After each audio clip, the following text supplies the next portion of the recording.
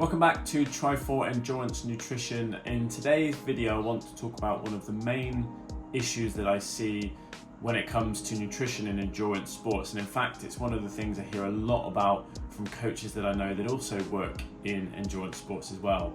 And that is that people are under fueling. So in other words, not eating enough to deal with the increased demands that come with doing endurance sports, or in an attempt to eat enough and get enough fuel in, people are quote unquote just getting the calories in and end up eating lots of food which is not very nutritious, so junk food, processed, refined foods. In both instances, that's suboptimal for your health and wellness first and foremost, but also for the goals that you've got in endurance sports, and they can lead to an increased risk of things like injury, illness, burnout, fatigue.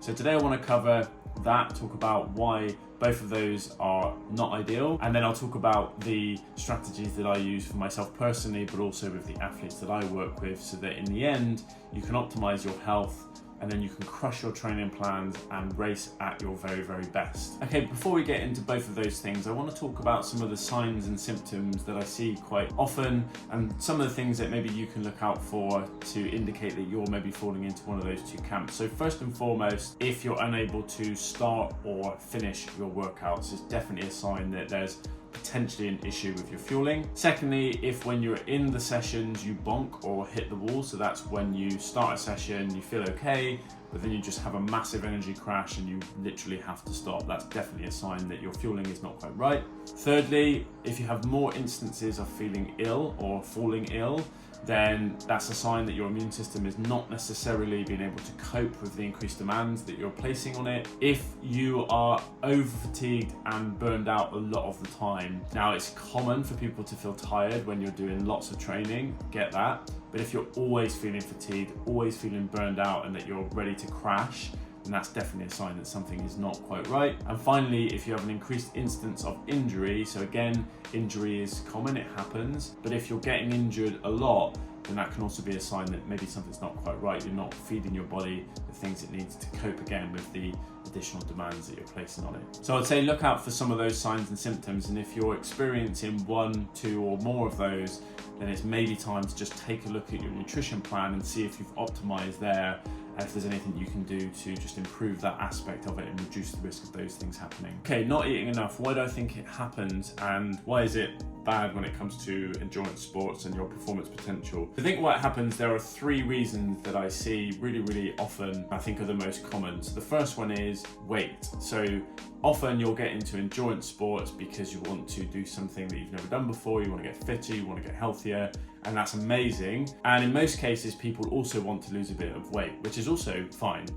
But actually I see what happens is athletes will often look at it and say, okay, I'm going to start doing loads and loads of training, but I'm going to eat the same as I did before, because if I do that, then I'll just lose loads of weight really quickly. So I think that's a really common reason. Secondly, a lot of athletes I speak to don't know how to eat more, which sounds probably a bit silly to some people, but they'll say to me, well, I have breakfast, lunch and dinner, I might have the occasional snack, but I don't really know how to then take on board lots more food in order to get through all of the training and give my body what it needs.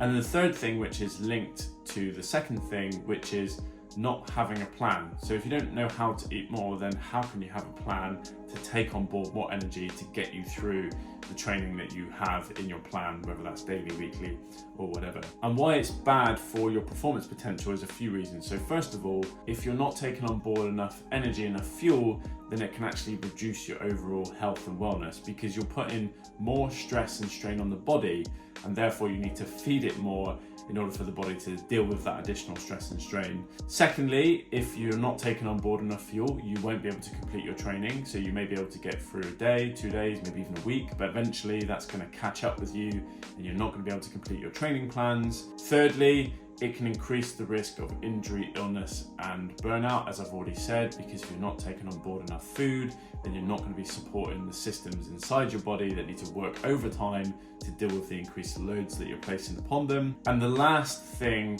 is probably, again, the most complex, which is poor relationships with food, because actually, if you're not taking on board enough and you've got this sort of mindset of, I'll just do loads of training but eat less, then I think that puts you on a slippery slope towards having issues with your food relationships, and that's something that you want to take seriously and try to kind of nip in the bud and catch pretty early on. Okay, eating crap food to get the calories in. Why do I think it happens, and why do I think it's bad for your performance potential? So why I think it happens, there are 3 reasons. Number 1, convenience. So a lot of people will not want to spend lots of time in the kitchen cooking because you've already got lots of commitments, you've just started doing loads of training to get to your endurance goals, so you just look for that convenience factor. And ultimately that means you pick food that's fast, efficient and easy to get your hands on, and in most cases that's processed and highly refined foods. What that means is that food is not going to contain all of the things that you need to promote health and wellness and also that performance potential, because it's going to be lacking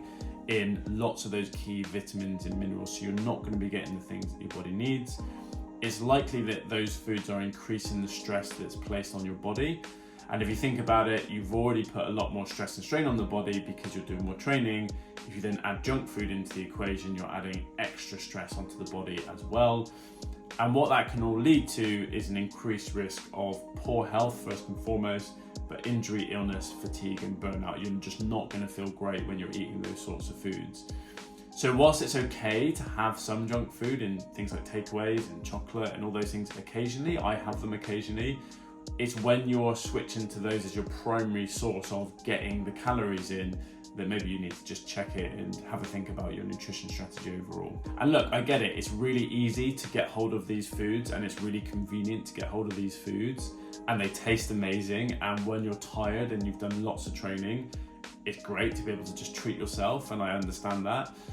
But what I mean by this is you shouldn't be looking to those foods as your primary source of energy, because as I've said, you've got all of those reasons as to why it can be poor for your health. So it's just about trying to balance the eating those things because they're enjoyable and they get you some energy versus making sure that you have the right foods to tie up the rest of your health needs and your performance needs as well. So what's the strategy and tactics that I use for myself, but also the athletes that I work with to overcome these problems? So I use what I call the performance first system. It's a system that I created and implemented through many, many years of trial and error personally, and then now with the athletes that I work with to help them optimize their performance potential. So the performance first system is essentially 2 separate nutrition strategies blended together, if that makes sense. So on the one hand, over here, we have the core health strategy, and on the other hand, over here, we have the fueling strategy. And I want to cover both of those and explain what they're aiming to do and why they help you overcome these common problems. So first of all, the core health strategy. What is that and how does it help? So what you do is you box off your main meals of the day, so your breakfast, lunch and dinner, and you pretty much make them focused only on optimizing your health and wellness. You do not worry about the additional energy your body needs for your workouts or anything like that. You just focus on eating the right foods to optimize the state of underlying health. So your breakfast, lunch and dinners, super health charged, nutrient dense, highly nutritious foods that will get you to a state of optimized health and wellness. And when I say you box it off, what I mean by that is you don't let the need for additional energy, additional fueling, lead to poor food choices creeping into those breakfast, lunch and dinners. And then secondly to that, you have a fueling strategy. So a separate nutrition strategy purely for your fueling. So what I mean by that is you focused your fueling strategy only on the additional energy your body needs to get you through the workouts and to make sure you're taking on board enough energy in total to power you through your workouts and make sure you're not lacking when it comes to energy intake. And the fueling strategy can be pretty much purely focused on how do I get those additional carbs in, the energy and the sugar in to get me through the workout. And then when you put those 2 systems together, what you suddenly have is an optimized meal plan because you're eating the right foods to optimize your health and wellness.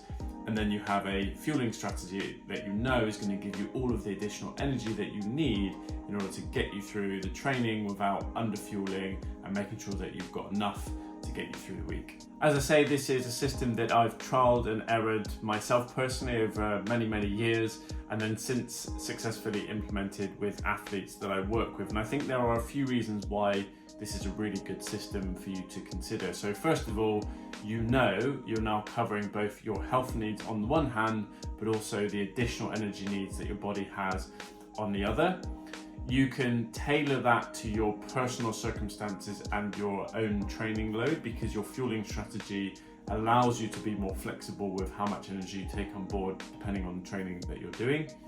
It's easy to follow, because what actually happens is, rather than thinking about portion sizes and timing of your meals and what foods to eat in your main meals, you kind of set them and forget about them, because they're not to do with your fueling, they're just to do with your health and wellness. And you can then just have a fueling strategy which takes care of timings and extra energy for your workouts. And the other thing that I think is a real benefit of doing it this way is this system allows you to practice, refine, and tailor your nutrition strategy for your workouts. Therefore, when you get to race day, you know you're pretty close to having a nailed on nutrition strategy that will work for you. So you're going to reduce the risk of things like digestive issues getting to race day, not taking on board enough nutrition, not knowing what products work for you, not knowing what timings work for you as well. So because you've got a fueling strategy, you can practice all of that in your training, which is what training is all about.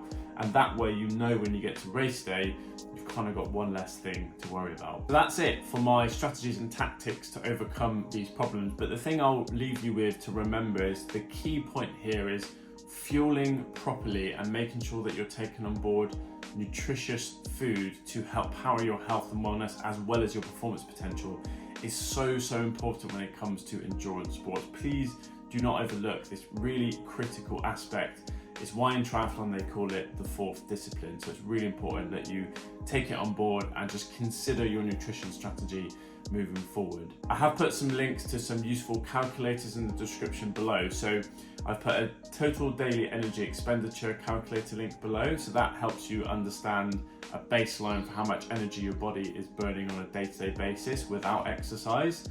I've also put a link to what's called a METS calculator. So METS stands for metabolic equivalent, and that allows you to punch in your training information, the intensity, the duration, the type of training, your age, your weight, things like that. And it will give you an approximation for how much energy you're burning in those sessions, so you can understand a bit better or get closer to understanding the amount of fuel that you're going to need to take on board for the sessions that you're doing.